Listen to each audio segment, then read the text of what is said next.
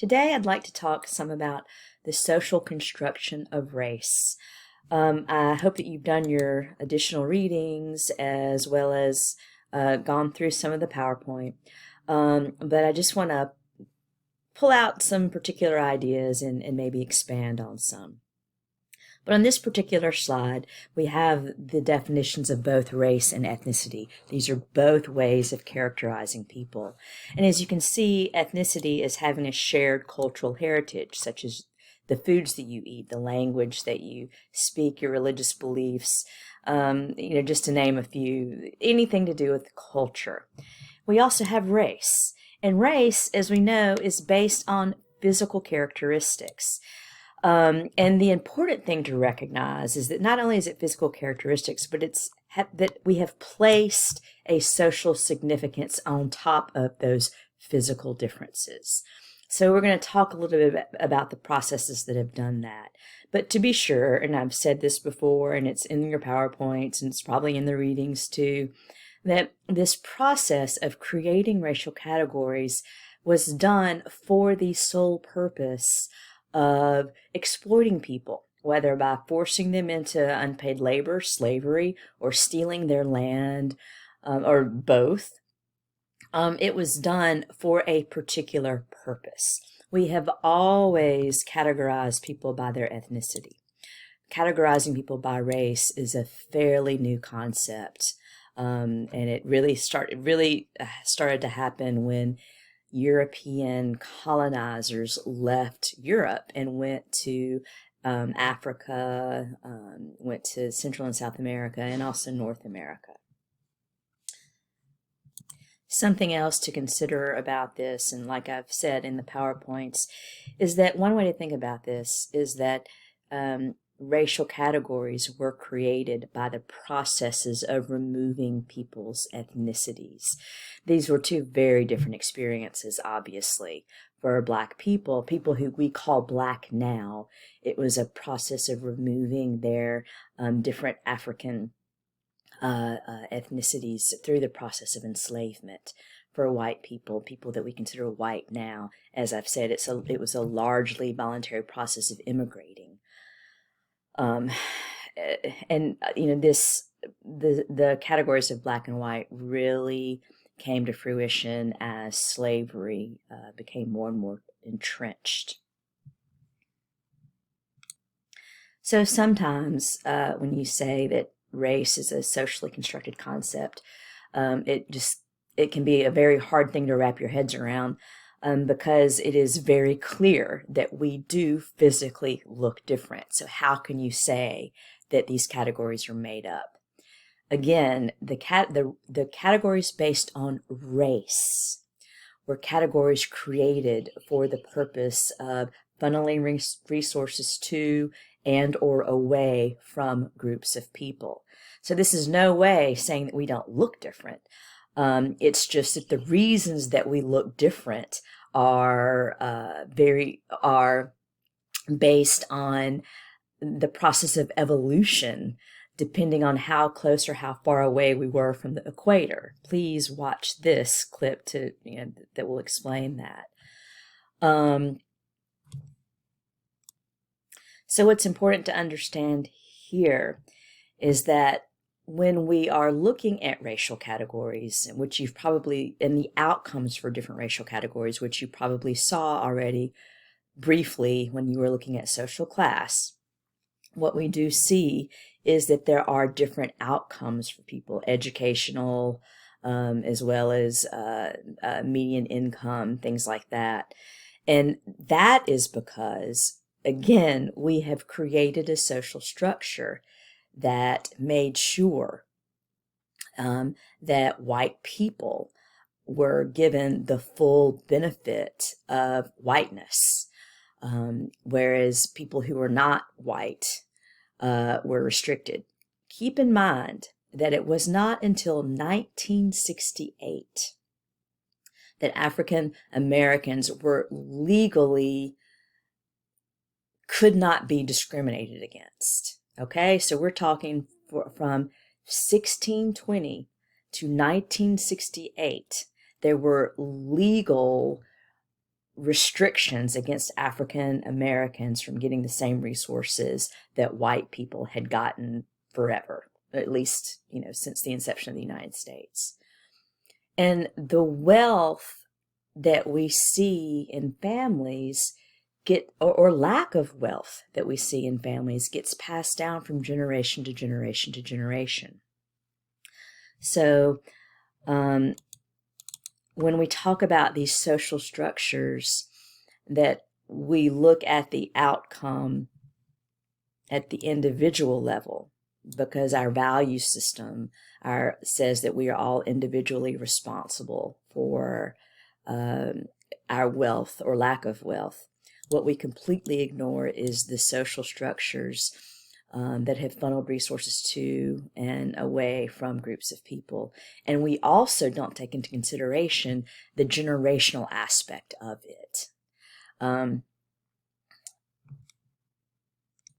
If you come from a wealthy family, they'll be able to pay for your college education or help you make a down payment for a home or something along those lines. If you don't come from a wealthy family, then those options are not available to you.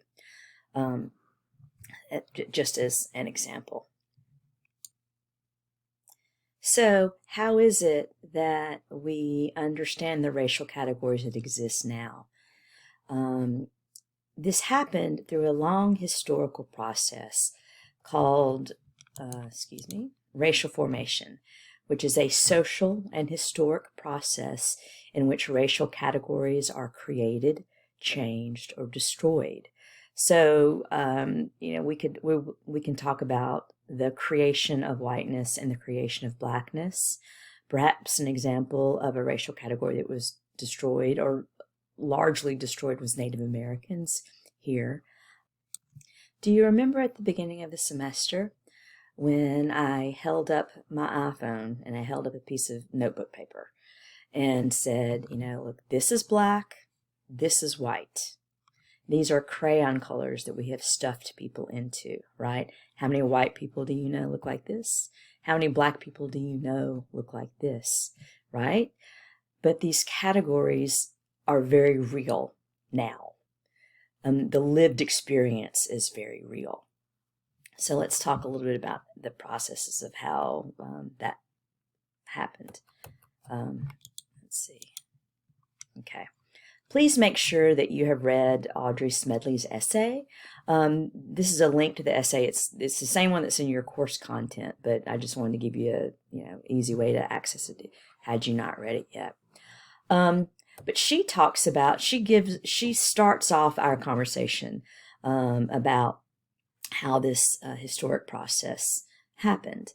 So one way was through religion. She briefly mentions this, but basically, one way that people could justify the exploitation of slaves or exploitation of Africans was when Europeans were beginning to explore.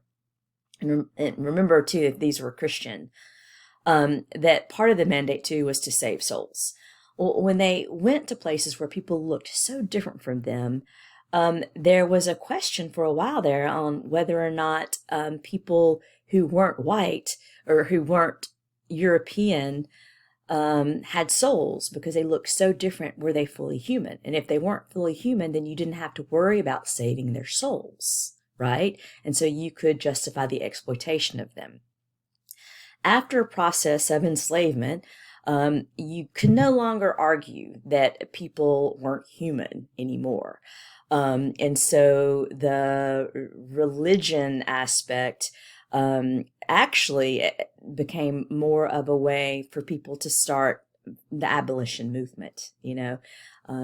People have souls, and if they have souls, then they shouldn't be enslaved.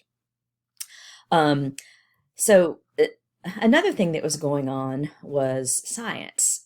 There was a man by the name of Blumenbach, and he classified us into 5 categories. They were Caucasian or white, Mongolian or Asian, Malayan or like South Pacific, Ethiopian or African, and American. And this was referring to the Americas, people in the Americas. But to give you an idea of like his classification system and the level of scientific knowledge at that time. He was Caucasian, and he had a skull of someone who was Caucasian on his desk, and the skull was white. And based on the fact that a person who he classified as Caucasian skull was white, he thought that an Ethiopian skull would be black. This 5 different groups of people, racial categories, are ones that set the stage for how we understand what race is today, just to give you an idea. He himself was not necessarily trying to create a hierarchy, but hierarchies were created from his initial work. And yeah, Samuel Morton in the 1840s is a doctor that Audrey Smedley talks about. So make sure you read a little bit about him.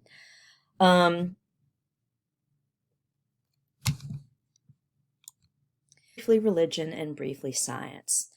What I want to talk to you about now was a court case that happened, 2 court cases actually that happened with Ozawa and Thind. These were 2 men who were Asian. Ozawa was Japanese. Thind was from India. And in, I believe it was 1923 was the year that these 2 court cases happened. But in both cases, these were men who were trying to get to who finally went to the Supreme Court because they were trying to get the designation of white. Because during that time period in our country, in order to get the full protection of citizenship, you had to be classified as white if you weren't born here. So, Ozawa was the first to go. These court cases happened within a 6-month period, to be clear about this. And again, both of these cases went to the Supreme Court. Here's a couple of images of these 2. So Ozawa, this gentleman, like I said, was Japanese, and he had come with his family. And he said, look, Supreme Court, we have done everything that we're supposed to do to be considered a citizen of the United States. My family and I moved into a white neighborhood. My children have learned English. We've converted to Christianity. They go to an all white school. Please give us our citizenship as we've earned it. The Supreme Court said to Ozawa that unfortunately that he was scientifically classified as Mongoloid or Mongolian, Asian. Therefore, due to science, he could not possibly ever be considered white, therefore could not have citizenship. This was devastating to not only him, but for other people who were classified in that way. Because up until that point, people had been able to kind of under the radar, maybe buy property or, have some stake. But once that Supreme Court ruling came down, then people were legally not allowed to have the things that they had already earned. So this was devastating, not just for him, but for other people. Thind was watching all of this, okay? And his court case came, like I said, 6 months later. And he had done his research. Now, Thind, a little bit of background about him, before he even came to the Supreme Court to petition for his citizenship or his being classified as white so that he could gain citizenship, he had served in the U.S. Army in World War I, okay? And he had done his research, like I said. And what he discovered, interestingly enough, is that Indian people were actually classified as Caucasian, as white.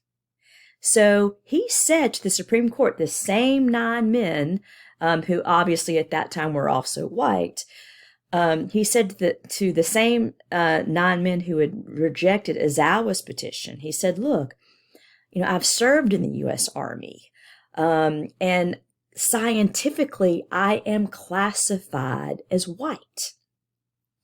The Supreme Court said, but the thing is, Thind, that we are white and we know what is considered white and what is not considered white, and you are not considered white. So Thind lost his petition. And again, for people of Indian descent, it was pretty catastrophic in the losses that they experienced.